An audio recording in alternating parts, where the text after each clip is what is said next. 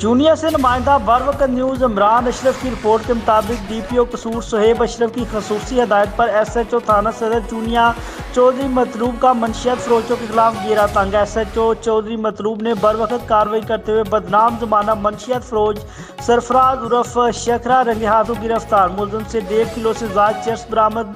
SHO Chaudhary मतलूब ने senior साफ़ी Mohammad Ashraf मौला से बातचीत करते हुए बताया कि दौरान तफ्तीश मुलजम का कहना है कि अरसा दराज से सलमा बीबी के हमरा मिलकर मंशियात फरोशी का धंधा कर रहा था। पुलिस ने मुकदमा दर्ज करके मुलजम को हवालात में बंद कर दिया और मजीद तफ्तीश जारी। मंशियात फरोश किसी राज्य के मुस्तहिक नहीं, वाम की जान से खलवाड़ करने वालों के खिलाफ सख्त कानूनी कार्रवाई की जाएगी। इन ख्यालात का इजहार एसएचओ थाना सदर चौधरी मतलूब ने किया।